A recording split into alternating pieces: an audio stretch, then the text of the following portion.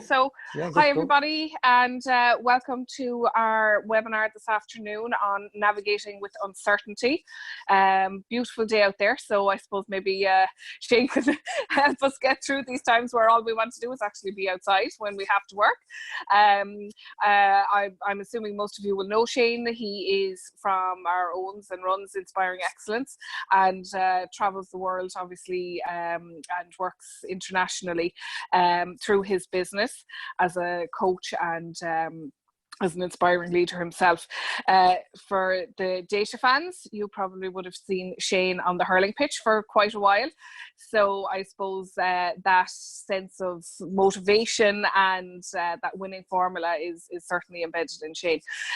We're delighted obviously to host this webinar, and all of our webinars to date thankfully have gone very well, and today I'm sure will be no different. And look, I suppose thank you to everybody for their engagement thus far. I know things are difficult, and I think particularly this week we can see a lot of frustrations with people, but as long as we stay safe, we'll get through this. We will be continuing our webinar series, and we will have more next week, so keep an eye on your emails. And of course, as always, the Chamber is there to support you. We are working full time to help in any way that we can, and please don't be afraid to reach out. We're all available on hand, even though we're not in the office. So I'll hand you over to Shane. I'm looking forward to this. I'm looking forward to learning a lot, and sure, who knows, we might all be better people after it, Shane. Please God. Thank you, Linda. Okay, welcome to the webinar. First of all, folks, I'm going to try and make it as interactive as possible. So what I will be doing is using the chat box intermittently throughout the webinar today, so that we can all interact and we get the best practice and the best benefit from today. So the first thing I'd like to do is say good afternoon and also good morning. I know there's a number of people from the West Coast and East Coast of America. It's early in the West Coast, 6 o'clock in the morning. So thank you for attending. The first thing I'd like to do is if you could see the chat box on the bottom of your screen and just click into it. And I just want you to identify what's the biggest challenges that you are facing at the moment, personally and professionally. Just one or two lines, sentence, just the biggest challenges that you're facing at the moment, personally and professionally. And just to repeat, the chat box is in the center of your screen, and you should be able to find it as we speak. So the biggest challenges facing you personally and professionally at the moment.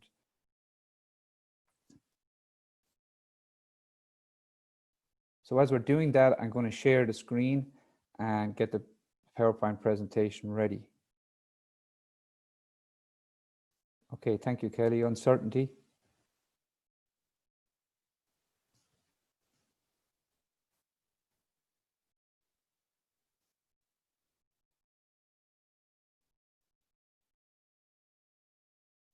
So we have 4 more coming in there. So we have new and continually shifting routines. Very, very, very relevant at the moment. The transition between work. Is there any transition? We used to have that windshield time before, whether we were on a train or we were driving to work. Now we're in our own homes. When do we stop? When do we start work? The motivation, massive during the challenging times. Keeping that positive mindset. The employees, especially as leaders. Thank you, Liam. Working at home and that balance, big aspect. How can we balance minding our kids, etc. during the current climate? And insecurity, exactly. Like, I mean, a lot of people being let go, people on COVID payments, having as a leader to leave people go. So certainly some strong teams there. Thank you for that. So we're going to go back to the start, and just as I share from the start here, I'm just going to share the first slide and get the slideshow up and running. So bear with me. So firstly, there hasn't been a more opportune moment to lead ourselves, our families, and our organizations as there is now. And in that, there's a really, really powerful opportunity for everybody. And just to give a brief background to who I am, what I'm doing here, where I'm coming from today, I'm going to go right back to the start for me and where it all began.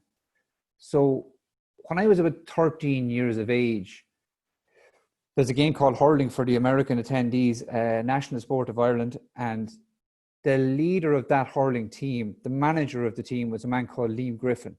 And it would be the equivalent of, say, the Super Bowl in the States, American football. So this man was the lead coach of the team that ended up winning the All-Ireland Hurling Championship, which is the equivalent of the Super Bowl.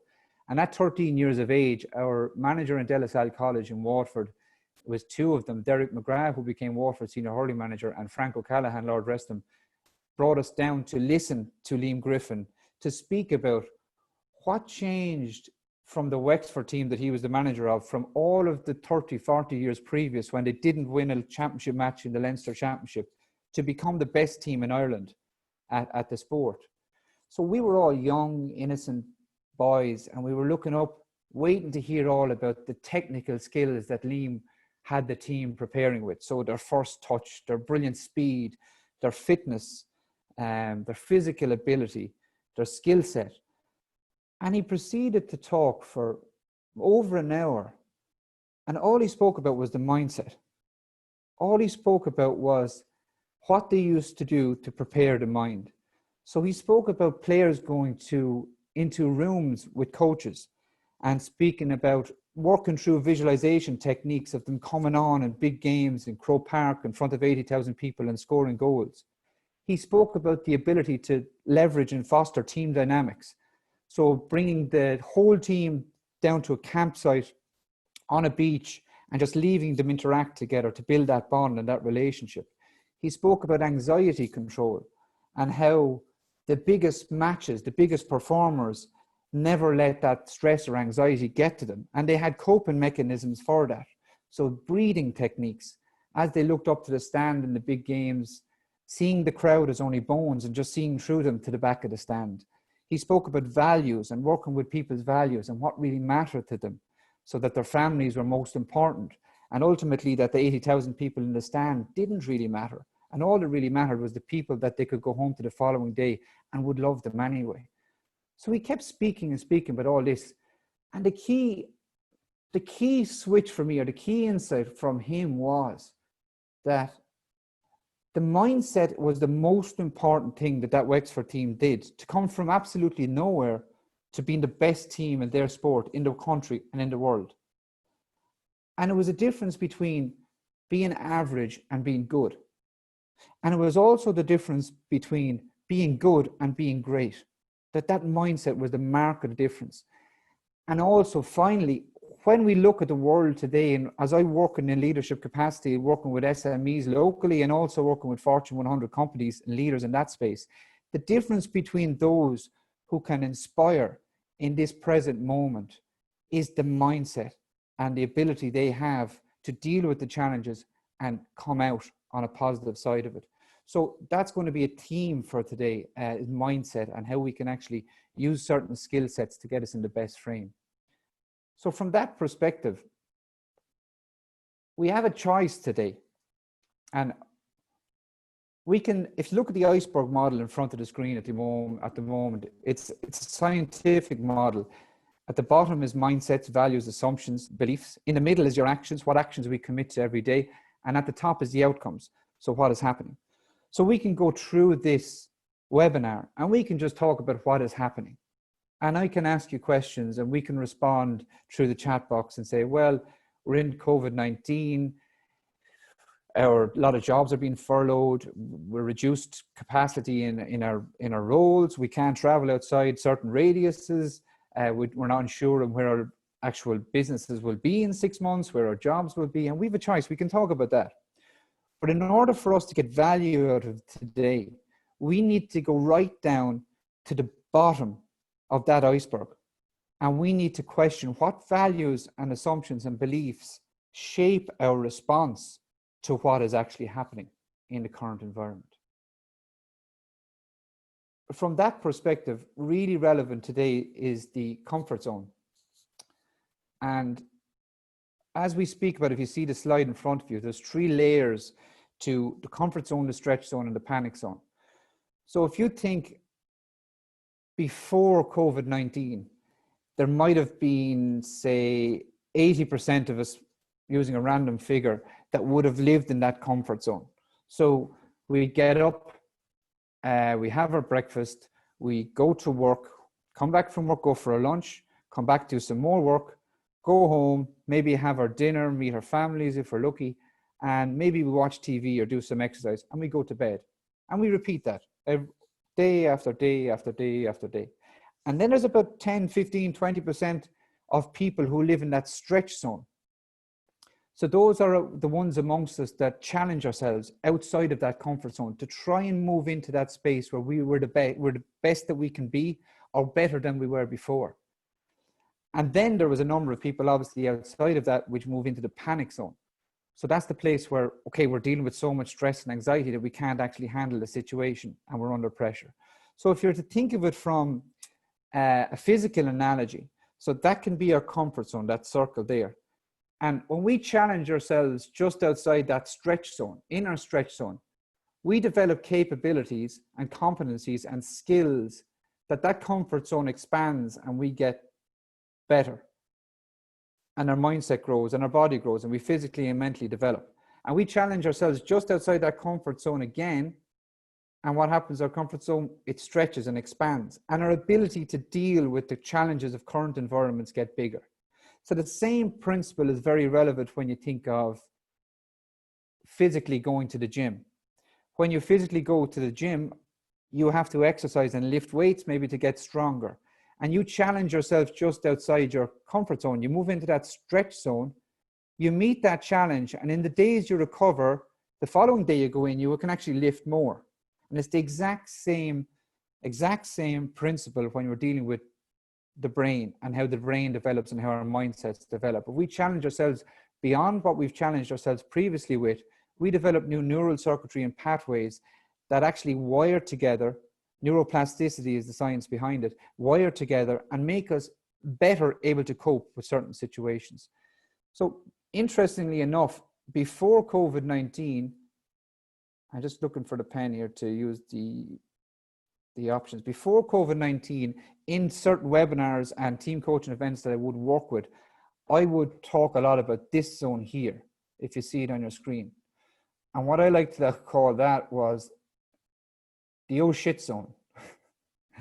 And what I mean by the oh shit zone is, do you know those moments in your life where you say, oh shit, I'm not really sure if I have the capability here.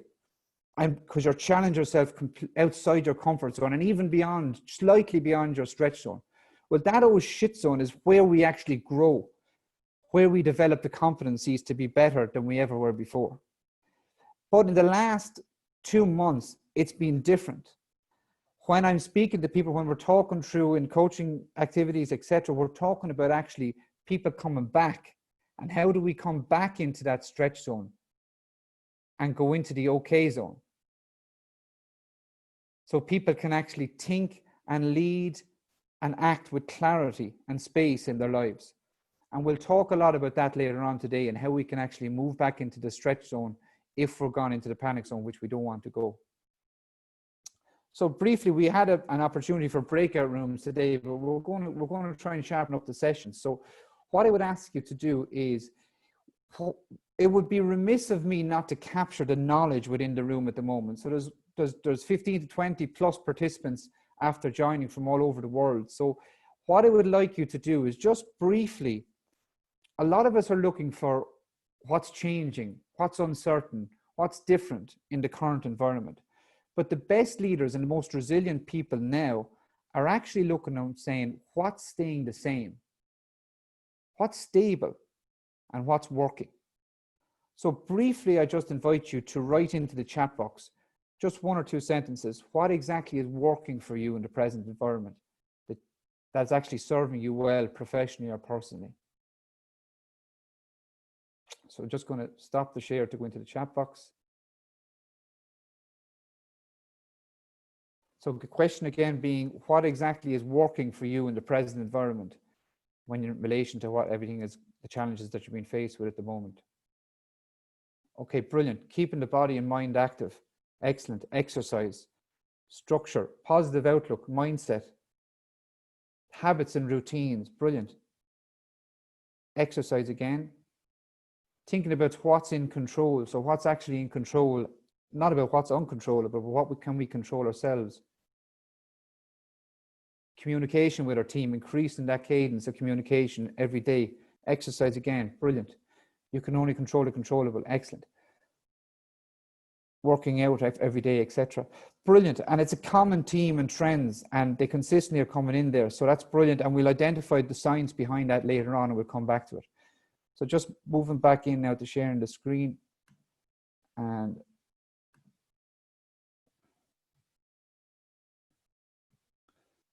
so bear with me when I start the slideshow again.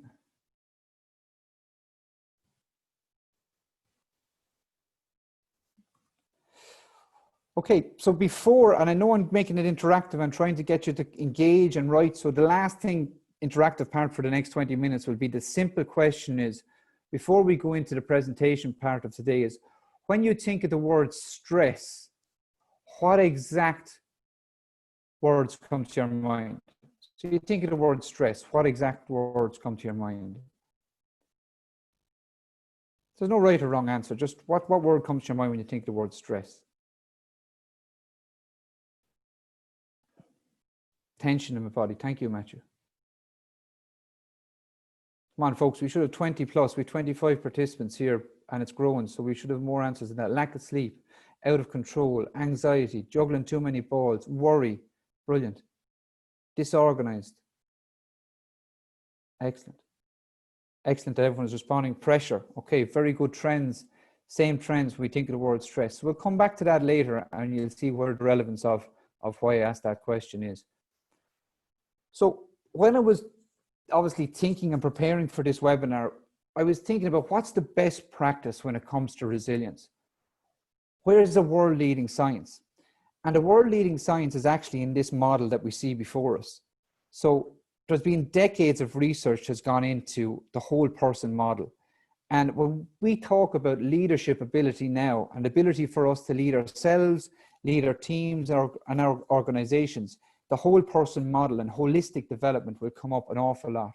So a company that I work for in San Francisco called Better Up, they had the finance to get the who's who of organizational psychologists, scientists, positive psychologists together within the last 2 years and sit down in a room and come together and say, what are the most measurable skill sets that we can actually measure that align to an individual being their very, very best with resilience? And this is the model that they came up with. We won't have time to go through every little element of it, but one of the key points is that in order for us to be at our best and to inspire as a leader, we need to be thriving as an individual. So we can't have one without the other. So if we're getting good sleep, we're having that exercise, you mentioned them today already, we're communicating well with our team, we have good family relationships connected to our values, we go into our workplace then, we have that ability to motivate, to inspire, and to drive our organizations. But without those key components, we actually don't perform to our best. We can't become the leaders that we are, and we reduce our capacity and our potential. So moving on to the next slide here. So really, really insightful on mindsets, and the theme of today is research by Dr. Aliyah Crum in Stanford University. So a brief background to Aliyah was that she was an NCAA athlete, which basically she was a runner. So the people around from the States will understand that. And she was curious. She had a question. Was her training making her fitter and stronger? Or was it her belief about her training that was actually making her fitter and stronger? So that was a big question that she had. She was a psychologist, Stanford professor, and she wanted to find out the answer. So she said she would conduct a simple scientific experiment. So she got 84 people, housekeepers, across 7 hotels in the United States. And she asked them 2 questions. So the first question was, do you exercise regularly? 2/3 of the housekeepers said, no, we don't exercise regularly. The second question was, do you exercise at all? And 1/3 of the housekeepers said they did not exercise at all. Then she basically showed them a 15-minute presentation, and she put this very poster on their trolleys as they went around and participated in their daily work. The 15-minute presentation actually showed them that what they did every day, the work that they did, actually constituted to good exercise, but the exercise that's recommended by the Surgeon General, the World Health Organization, as physical activity that's needed for your daily amount.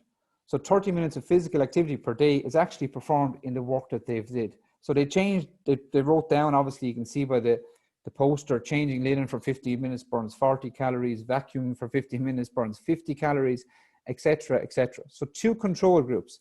One of them was shown a 15-minute presentation and this poster. The other control group was shown a 15-minute presentation on work is good. So the first control group, your work is good exercise. Second group, exercise is good for you, not that your work is connected to exercise. So the results, and this is 4 weeks. After 4 weeks, the group that watched the poster, had the poster on their trolleys and watched the presentation that their work is good exercise, their weight significantly, scientifically significantly decreased after 4 weeks. Their blood pressure scientifically and significantly decreased after 4 weeks. Their body fat percentage, which any of us who are into exercise would understand, is very, very difficult to reduce over any period of time. And that statistically and significantly decreased after 4 weeks. And their job satisfaction, how happy they were in work, increased scientifically significantly after 4 weeks. So amazing research. And obviously when they came to this conclusion, Alia Crum said, wow, I want to find out more here. There's definitely something involved in how mindsets affect our reactions and our bodies and those variables we see in front of us. So this is really relevant. And the second or third study that she did was in Yale University. And this was at a time when the last financial collapse happened. So it was just after 2008. So 10% of people in the financial sector who were participating in this study had all lost their jobs. There was complete uncertainty. And what she did was she took 300 people as a case study and she showed them 2 different videos. So one group were watching the video on the left and the other group was watching the video on the right. So I'm going to leave her, leave you see the video that she shared, and I'm going to share it here now rather than me speaking through it. You'd see it at first hand. So I'm just going to share the screen and share computer sound, share. Okay, new share, sorry about that. So we have, 1 second now, bear with me. So I'm just going to escape out of it and make sure it's on the computer. So stop the share and we'll look in, escape.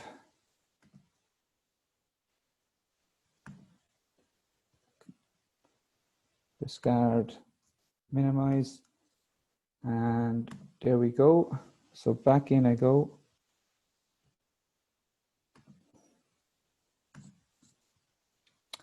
Share the screen.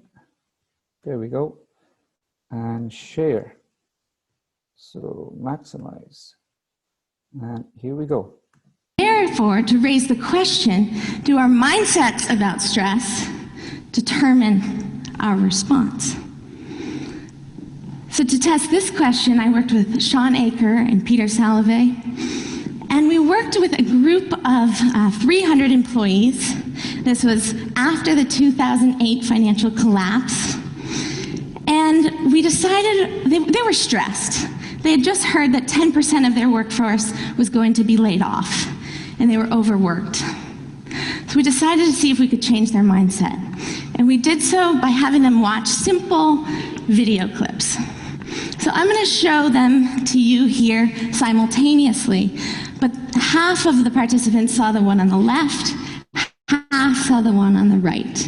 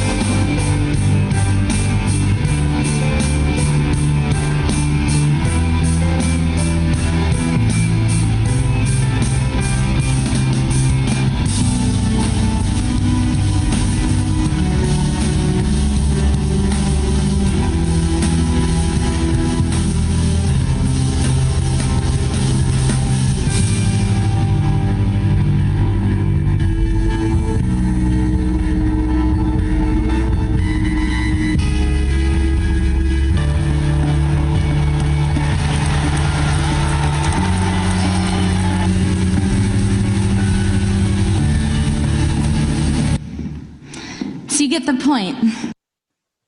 Okay, so just go back into the PowerPoint, share the screen.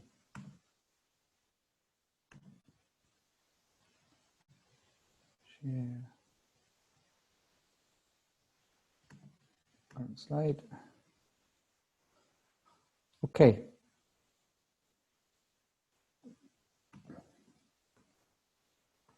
So these are the results. So 3-minute video for 4 weeks.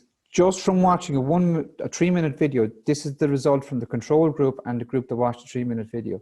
So their negative health symptoms significantly scientifically decreased after 3-minute video after 4 weeks, and their work performance scientifically and significantly increased. So absolutely mind-blowing stuff in relation to how the impact that your mindsets actually have on your responses. So the key that Ali Akram would say is the effect we expect is the effect we get. So if we're in the current environment and we are dealing with the challenges that are there and the stress that we're experiencing, and we expect that to be a negative, well, her research would say that that's what we will get. Whereas if we look at the current environment and we look at the mindset and say, how can this be productive? How can we grow? How can we expand? Maybe this is actually necessary for me to be at my very best. Then we get that the very same effect. So the effect we expect is the effect we get. So really, really invite you to, that's the book, best book I've, in relation to mindsets for the last 20 years. All of the research is in it. Kelly McGonigal, The Upside of Stress, and a lot more studies that we haven't mentioned or we don't have time to mention today are in that. So moving on, and every time I see this image, even as I felt it there, there's a feeling comes over me, and it's an emotional feeling. And I think anyone who has been in this location would always relate to the same feeling. And the story is, about 5 years ago now, myself and my girlfriend at the time, we went to Krakow in Poland, and we basically looked up TripAdvisor and looked to see what was the most highly rated activity or experience you could have in Krakow. And this kept coming up, thousands and thousands of reviews. And it was Auschwitz, which was located 45 minutes outside of Krakow in Poland. So we organized a taxi, we got in with a group of people, and out we went. And as we walked in, through those gates that you can see in that image, it's just a feeling of desolation, barrenness, apathy. I'm not sure what words to describe it, but it was really desolated, barren landscape in the middle of nowhere, and you could sense a feeling of tragedy or terror within the environment that you're in. So anyway, we walked in, and it's very relevant to us now, because if you think of the last time the world was challenged in the situation it's challenged with now, was actually back in World War II. So as we walked through and we started to hear the story of Auschwitz and what happened, and basically the night before, all over Central Europe, a family was asked to get one bag, one suitcase, with all of their belongings, the most important belongings that they had, put them all into one suitcase and have that ready for a train journey the following morning at a certain time, not knowing where they were going or what destination. That's all they were told. So you could imagine the families getting together, putting stuff into the suitcase, your food, where are we going? We need food. It's very important we have sustenance for this journey. What about clothes? We need clothes. We don't know, maybe it's going to be cold. And taking that out and then putting in valuables. Maybe we need to be able to trade and sell and use our valuables to create more monetary wealth and food, etc., and barter, etc., etc. And then after hours of putting all of their life's values, everything that was really important to them, into one suitcase, they would have closed it and they would have went to bed. They would have woke up the following morning and brought that suitcase onto the train. And essentially, that train would have ended up going down those tracks in Auschwitz, whether it was 2 or 3 days later or whether it was 10 hours later, depending on where they were in Central Europe.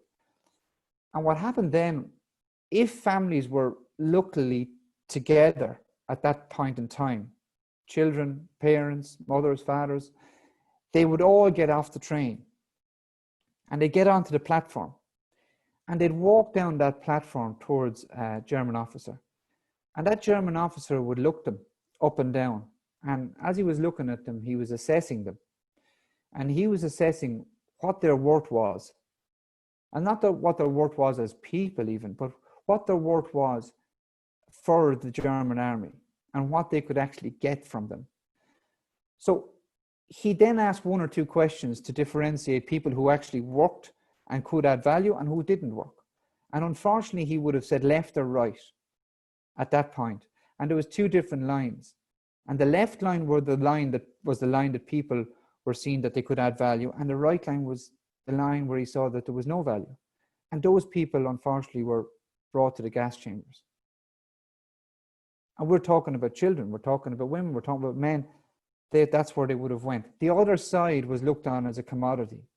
So as we see all those pictures, those tragic pictures of World War II, and we see the hair all shaved, and all that hair was taken as ropes for the German army. And that's the level of commoditization that they would have engaged in.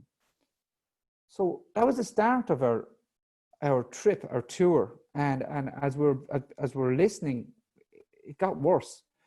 Then we were told about the dormitories, and we're brought into these dormitories that would house 200 to 300 people. Some houses actually would be bigger than some of the dormitories. And there was slatted beds, four rows of slatted beds, only 5 foot, with no bed linen whatsoever, and no sanitation facilities, and absolutely horrendous living conditions. That was the environment that they slept in. These people then were used as the workforce, and they were forced to work 13 to 14 hours a day. The calorie content that these individuals were forced to eat, well, they would have been eating was 600 to 800 calories. Now, for me or anyone on this webinar, we would need roughly around 2,000 to 2,500 calories a day just to maintain our present weight. So constant terror, constant hardship. You couldn't think of anywhere worse to be. So I was obviously curious on the tour, and I went into the bookshop, and I asked the lady, I can picture the lady now, she was a Polish lady in her mid-50s, and I asked her, do you have a book on Adolf Hitler? And straight away I knew, why did I ask that question? Obviously her mindset being, why do you want to look at a book on Adolf Hitler after what you've been through? So I knew I had to explain myself. And I said, I've been very interested in psychology and the power of the mind, and I'm just curious to understand what is the mindset behind somebody who would actually put people through this. And she looked at me and said, I don't have a book on Adolf Hitler, but I have this book. And I still have it with me today.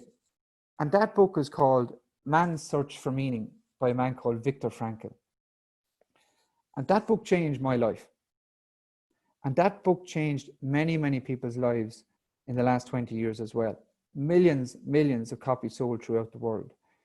And Viktor Frankl was a psychologist that was put in charge of some of these dormitories within Auschwitz, because obviously the German officers found it very difficult to cope with the insanity and the rage and the terror and the fighting and all of the different aspects that were going on. So in Man's Search for Meaning, Viktor Frankl speaks of how his experience of that time. And there's two really important points that he mentioned, and are very, very relevant to us when we talk about our resilience and our capacity to deal with uncertainty. So the first point was that many different people went into Auschwitz. And what mattered wasn't how strong you were, how fit you were, how physically able you were, what kind of physical capability you had. But the most important thing for survival he found in Auschwitz was hope. And that when people gave up hope, he could visibly see them crumble. And he wrote many different accounts of examples of this. But he said you would see people who were physically deprived, and who had lost their families, etc., etc., dealt with all the tragic circumstances, but they maintained hope, and they were always the people who outlasted even the physically stronger. So their mindset of hope was really, really valuable, and the one differentiator in survival in such a tragic and terrible time. But the second point he made, and more important, was that he said the greatest freedom that we all have, and the last of life's freedoms, is the freedom to choose how we respond in any given set of circumstances. And I'm going to repeat, because this is really, really, really important. The greatest freedom and the last of our life's freedoms is the freedom to choose how we respond in any given set of circumstances. So basically he was saying, people can take your hair, they can take your family, they can take your children, they can take your partner, they can take your dignity, they can take your respect, they can take your bed linen, they can take every single thing away from every one of us. But the last freedom that we have, and the only one that no one can ever take from us, is the freedom to choose our response in that circumstances. And really relevant now when we think about the uncertain environment that we're in and responding in an inappropriate way. What do we choose to respond to? After World War II, there was also a remarkably connected experience that happened for a young boy in Bulgaria, actually. His name was Mihaly Csikszentmihalyi, and he was 14 years of age. And basically he saw two sets of people after World War II. So they had all dealt with the same tragedy. They'd all lost people from their family. They've all dealt with their towns being devastated. They've all dealt with their businesses being totally derailed. But there was two sets of people in his local village, and he was 14 observing this. One set of people just could not get over what happened. They were stuck, stagnated in that moment and couldn't progress. And they were unhappy, and they were stressed, and they were depressed, they were highly anxious, and they couldn't move on. But he was very curious, because in the same village, there was also another set of people. And he was observing them to be thriving, flourishing, expanding, having peak experiences, even though they experienced the same tragedy that the other group of people had. So he had a question at 14 years of age. He eventually went to study under the famous Carl Jung, one of the most famous psychologists in the history of the world. And he went to do his doctorate in psychology, and he had that same burning question. And the question was, what makes some people happy, thriving, and flowing through their life, and others not? So we carried out the biggest psychological scientific study ever, with 20,000 different people across all walks of life, from shepherds to teachers to business leaders to high performers to surfers. And he basically asked them all the same question. In those peak moments, those flow states, when we're happy and we're thriving, what are the key competencies? What are the things, the conditions that make you able to achieve flow or be at your best in any environment? And they came up with a number of conditions, as you see in front of you: challenging activity that requires skill, merging of action awareness, clear goals, concentration, being in the moment, etc., etc. But the greatest finding he had, and the most relevant now, is that for us to be our best, the greatest moments in our lives are not those passive, relaxing moments, but they're the moments when our minds or our bodies are stretched to the absolute limits of its potential. And all of the research and science found that to be true. And that completely changed the game, because for many generations and years before his science came out, it was all about stress is bad, challenge is bad, uncertainty is not good. But he scientifically proved that not only was stress not bad, but it was actually necessary for us to achieve peak experiences or flow states or be our happiest. So really, really remarkable change. So when you look and think of your own environment in the last 2 months or 3 months for some people, depending on where you are in the world. The stress response is very, very relevant. So there's 5 different responses to stress, and they come from evolutionary times. So the first response is fight. So fight and flight is the one we're all aware of. So evolutionary times, back thousands of years ago, when we lived in the African savannas of the world or the jungles, we saw a tiger, we had to fight like hell, or we had to run like hell to survive. And that stress response is still there, part of our brain called the amygdala. So you might see in the last 2 weeks that fight response manifested in your workplace with your teams, where people are tending to, okay, I'm going to fight this, and they start to work longer hours. They have no transitions between workflows. They start to over communicate, etc., etc., etc. The second response then would be the flight response. So you might see within your organizations or people around your environment, they might just walk away. They mightn't want to talk about the uncertainty. They mightn't want to engage in strategic planning about how we can come out of this stressful situation or how we can grow through this. The third response is freeze. So we're all aware of that moment in our lives when sometimes we freeze and we're just stuck like a rabbit in the headlights and we can't actually respond or do anything. And that manifests itself in obviously people being stagnant, etc., in the way they work and their clarity and their movement, etc. The fourth response then is submission. And submission, unfortunately, is people give up. And that I'm sure in people's environments, if they look around their teams, their villages, their states, wherever they are, they'll see people who've given up and they've said, okay, I'll go home, I'll watch TV and I'll just try and leave it be. I can't really do anything about it. And then the fifth response is flow. So the fifth response to stress is flow. And I see this every single day. You see high performers in peak moments, when in really crucial moments in games, they hit the flow state. And in leadership, in leading ourselves, in leading our lives, there are certain individuals I can see, and I'm sure everybody on this webinar can see, within the last 2 months have moved into that flow state. So they actually look at their values more. What's important to me now? They engage more with their families. They have more precious time with their children. They start to look more at strategic planning of their businesses. They look at their teams and they say, oh, there's certain people I need to get off the bus. There's certain people I need to stay on the bus. There's certain people I need to give more power, empower them with certain skill sets to develop this organization. And that's the people that are in the flow state. So really, really, really important as we discuss what the past has been proven for us and look into the future. I would like to stop now briefly and just break up the webinar and ask you to do one activity. If we want to be in a flow state like we've just mentioned, in the future or today or any day, it's a really, really powerful exercise to look back at our past and identify, when have I been at my best before? And we're not going to keep it long. It's just going to be 5 minutes. So the exercise is simple. Choose a time in your life when you were at your best. And this can be when you were 10 years of age, when you were in school. It can be when you were on a J1 visa in California. It can be when you were a teacher. It can be when you were in a great loving relationship. It doesn't matter. The key here is to identify that best moment when you were your best self.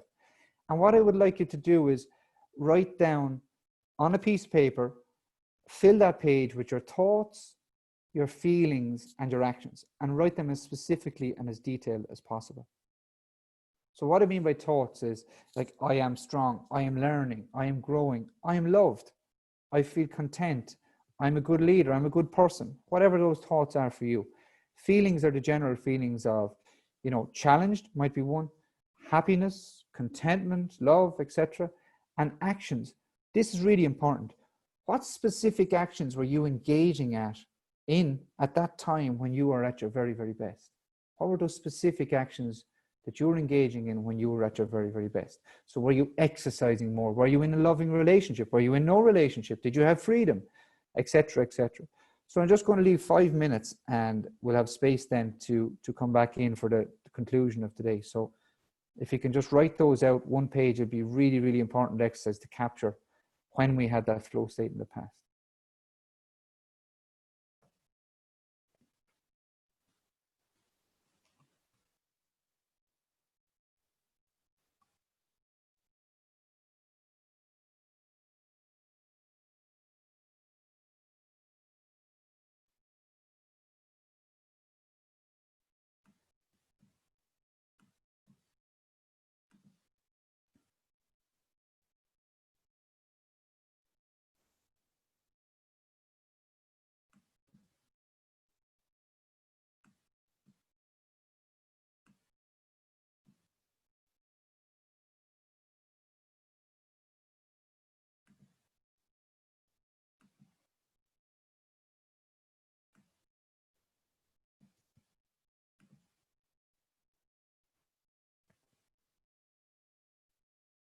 Just 3 minutes left. Keep writing, folks. As much detail as you can. Get it down that page. Specific and detailed as possible.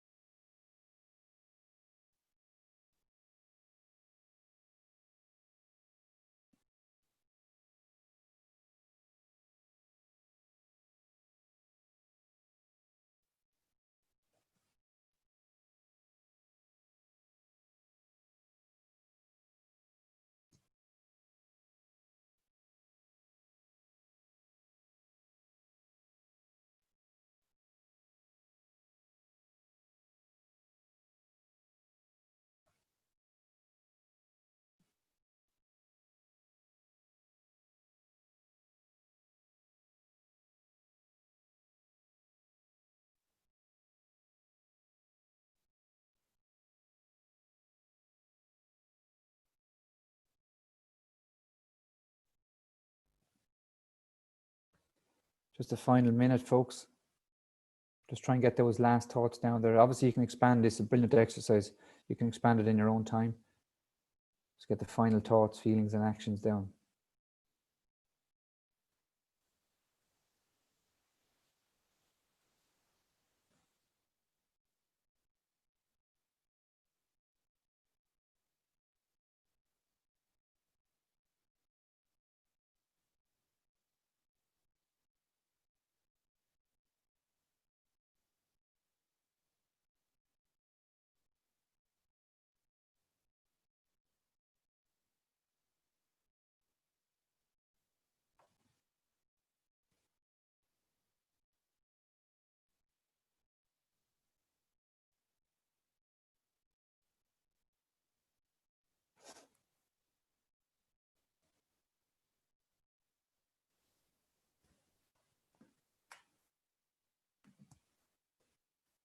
Okay, excellent. So if we can get your attention back to the screen, please.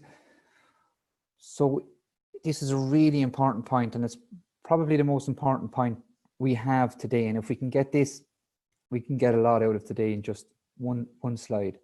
So if you look around the table in front of you and you see a pen, or the pen that you use to write down your best self, if you could write into the chat box, what's the first thing that must happen for you to pick up that pen?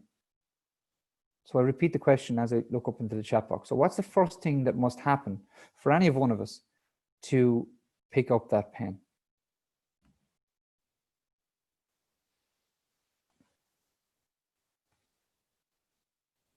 So don't be afraid, just write into the chat box. What's the first thing that must happen? Thank you, Tom, Nuala, be conscious, John, inspiration, make a decision, Dennis, Matthew, choose, Sarah Jane, intent, Brian, I need to have it to use it for something, motivation, decision, have an idea, capture something, Liam, thank you, brilliant. Okay, yes, and a lot of you got it. The first thing that must happen is we must choose, we must actually think, we must have a thought that will to pick up that pen. So that sends a message from our brain all the way down through our central nervous system to the tips of our fingers, and we pick up that pen.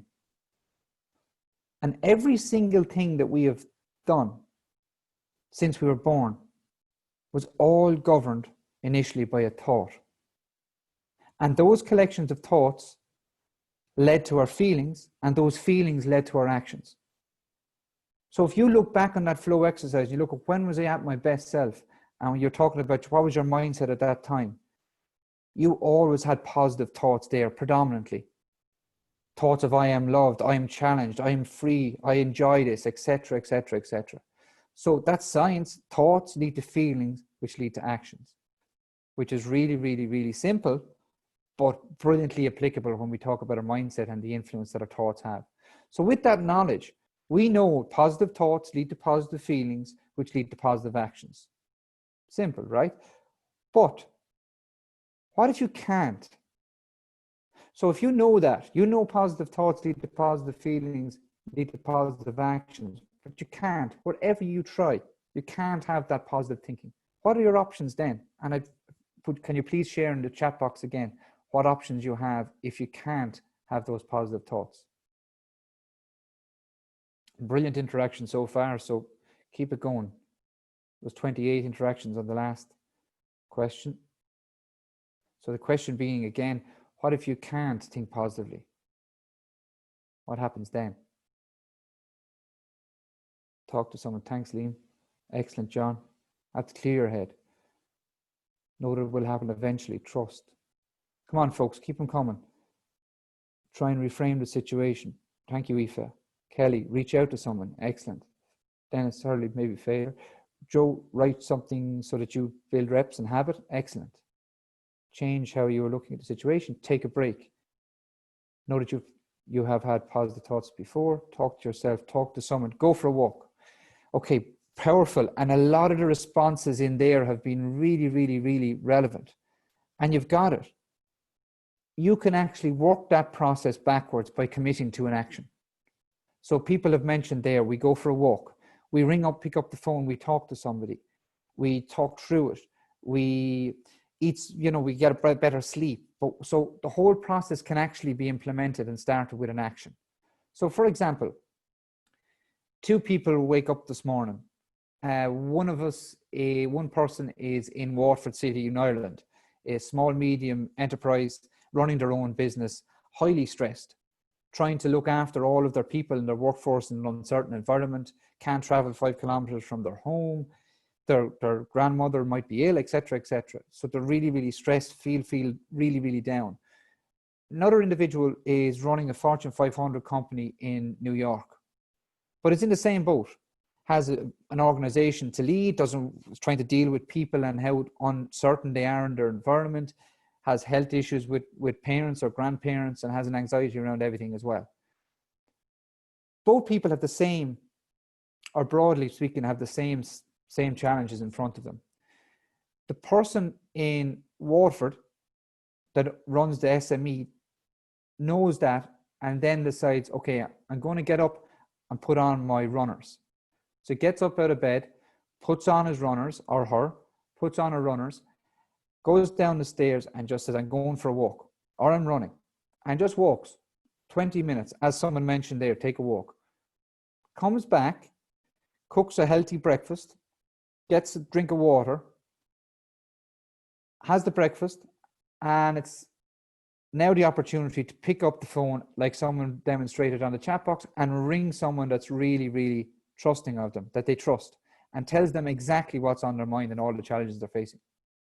The person in New York stays in bed, is in that submission mode. Who's in a better state at 11 o'clock?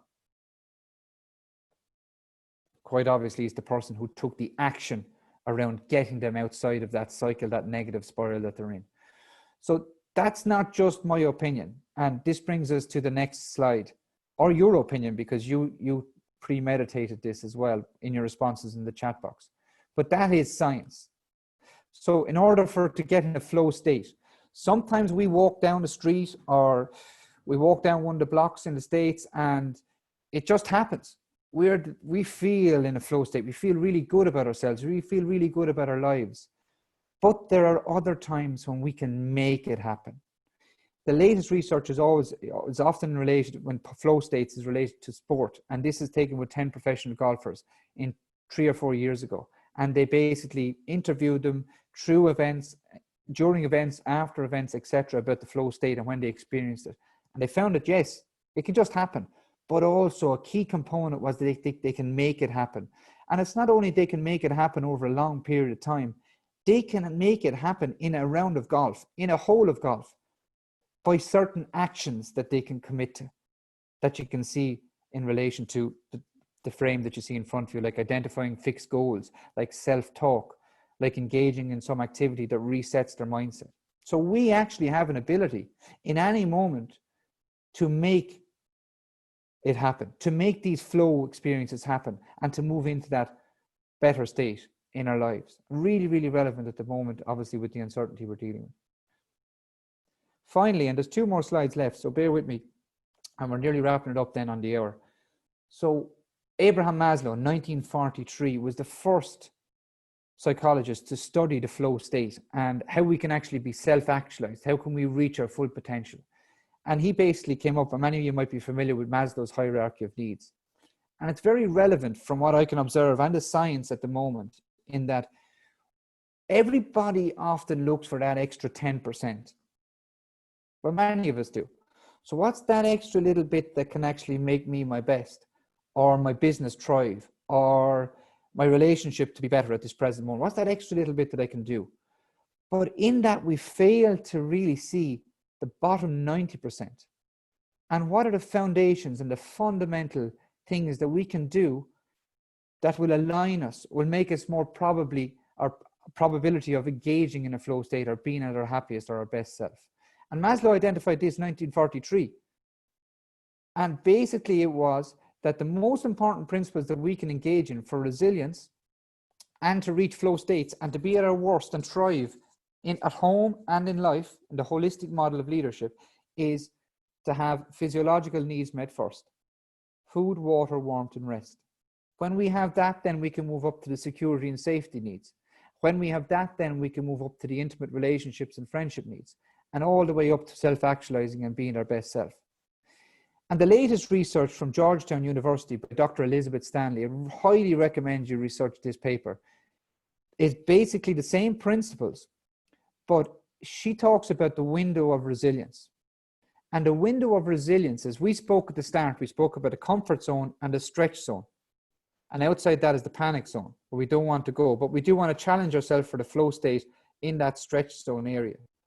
And what Elizabeth Stanley came up with from true scientific evidence was that there's 5 key elements to widening our window of resilience, to building that stretch zone out so we can actually cope with more and deal with more in this uncertain environment. And you identified at the start of the day, when I asked you, what is working for you? What is stable? And many of you came with some of these. The 5 key elements for building that window of resilience. The first thing is self-awareness. Second, nutrition. What are you eating? What are you hydrating? The third thing, exercise. Are you exercising? Are you walking? Are you getting that space to actually challenge your body and develop all those endorphins that push through your system? Fourth aspect, sleep. Are you getting enough sleep? And the 5th aspect is social connection. Are we connecting with others? Are we picking up the phone and talking to the leaders within our environment and ask them, how are you dealing with this situation? This is the challenge I'm faced with. Are you connecting with people at home, etc., etc.? And those 5 key elements are the most important key elements that we can engage in for our resilience, to lead us into our best self, to be able to flow and thrive in the present environment. Last slide. And there's a disclaimer with this. So I'm a Manchester United fan, and I'm not saying one of these players is better than the other. I'm just giving an example based on scientific evidence of mindset and the power of mindset. So Carol Dweck is a fantastic researcher based in Stanford University in the States. Many that are over there might know her. And basically she talks about the growth mindset and the fixed mindset. And we all have the option to choose one or the other. So the fixed mindset is the belief system that I'm either good at something or I'm not. I'm born with my ability, and that can't change. When I fail because of my ability, and I'm just not good enough. And now those people, they plateau out early and reach less than their full potential. The growth mindset, on the other hand, is I can learn anything. I can grow from any situation, particularly those challenging ones like the present. I develop my ability. I can always develop ability to deal with certain environments. I can develop my company's ability, my leadership team's ability. I can get better, etc. When I fail, I learn and improve. Failure is actually integral to success. It's on the path to success. It's not the opposite. And I reach higher and higher levels of achievement. So briefly, a story based on these 2 players. Wayne Rooney started playing in the Premier League in England. So soccer is the sport for the American people online in the webinar. And basically, he started at 16 years of age. He made his debut for a team called Everton. And within 10 minutes, he struck a ball from outside the penalty area and shot right up into the top corner. Boom. He had arrived. He came from a family of boxers. He was physically very, very strong, very able. And within 2 years, he was a full England soccer international. And he always knew that he had that ability. But he never really, in my opinion, went beyond it, really, really surpassed to reach his full potential that he could have. On the other hand, Cristiano Ronaldo came to England from sunny Madeira, beautiful climate, totally different from the depths of winter in northern England, where Manchester he played for, and the games they would have played is -degrees Celsius, numerous games.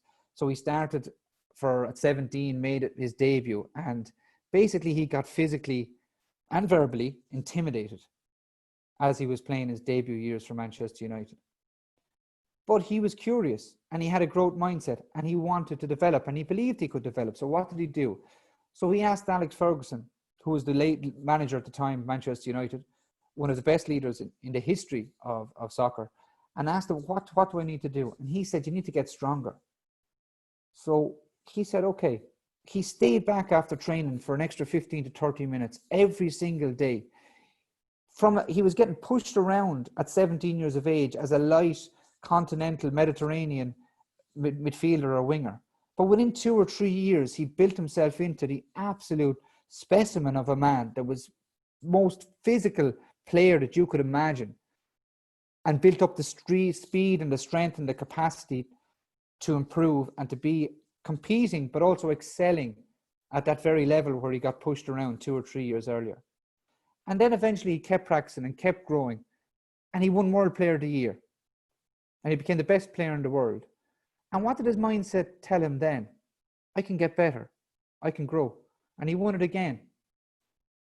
And what did he say then? I can still grow, I can still learn, I can still develop my ability. And he won it again. And then he won it again.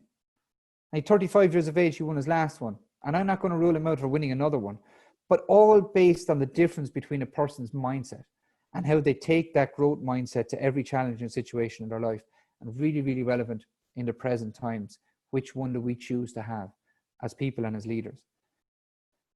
So finally, and this is the last slide, and this is what it's all about really, is we know from the last 2 months, 3 months, and we know from our lives that life is volatile. Anything can happen at any moment. It's uncertain. We don't know what it could be. It's complex. If we're looking at the current situation, some organizations, leaders can choose one course of action that can be a positive, and other organizations can choose the same course of action and can be a negative. It's ambiguous. Some policy that's used in one of the states in America can be really, really successful, and a policy that's used in the other state might be similar, mightn't have the same success. And if you look around the room that you're in at the moment, and if you try to look at the table and look at that, life is like that table. Unfortunately, on a random Tuesday, things happen in our life, and it happened to me, and it happened to every single person on this call. Something happens in our life, and it rips the leg of that table apart. And maybe it's 3 months later, or maybe it's 3 years later, or maybe like World War II to today, it's 50, 60, 70 years later, and something else happens in our life, and it rips the other leg of that table apart. But what we need to do as a people is build a marble pillar in the center of that table, so that whatever happens in our life, that we remain resilient, we remain stable, and we remain strong. And how we build that marble pillar is with the mindsets that we spoke about today, and with the actions that build on those mindsets in relation to the window of resilience that we spoke about during the course of today. So folks, thank you very much. One last thing I'm going to request. When you think of the word stress now, can you please write in the word that you associate it with now after what we've been talking about today? So when you think of the word stress, what word comes up for you now?